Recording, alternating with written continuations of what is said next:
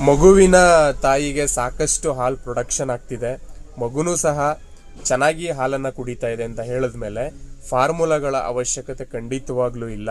ಕೆಲವು ಪೇರೆಂಟ್ಸ್ ಏನು ಮಾಡ್ತಾರೆ ಅಂತ ಹೇಳಿದ್ರೆ, ಎದೆ ಹಾಲು ಕುಡಿದ್ರೂ ಸಹ ಮಗು ಅದ್ರ ಜೊತೆಗೆ ನಾವು ಫಾರ್ಮುಲಾಗಳನ್ನು ತೊಗೊಂಡೋಗಿ ಫೀಡ್ ಮಾಡ್ತಿರ್ತಾರೆ, ಅದರ ಅವಶ್ಯಕತೆನೇ ಇರಲ್ಲ. ಸೊ ಇದರಿಂದ ಓವರ್ ಫೀಡ್ ಆಗುತ್ತೆ, ಮಗುಗೆ ವಾಮಿಟ್ ಆಗುತ್ತೆ, ಮತ್ತೆ ನೀವು ಹಾಸ್ಪಿಟ್ಲಿಗೆ ವಾಮಿಟ್ ಆಗ್ತಿದೆ ಅಂತೇಳಿ ಕರ್ಕೊಂಡು ಹೋಗ್ತೀರಾ ಮಗುಗೆ. ಈ ರೀತಿ ಎಲ್ಲ ನೀವೇ ಕಾಂಪ್ಲಿಕೇಶನನ್ನು ಮಾಡ್ಕೋತೀರ.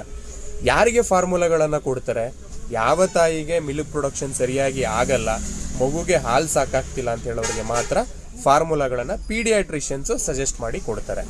ದಯವಿಟ್ಟು ಯಾರು ಸುಮ್ಮನೆ ಫಾರ್ಮುಲಾಗಳನ್ನು ಮಕ್ಕಳಿಗೆ ಫೀಡ್ ಮಾಡಬೇಡಿ.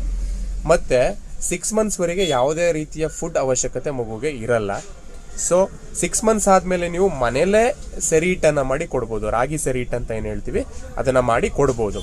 ಇದಿಷ್ಟು ಮಾಡಿ ಸಾಕು.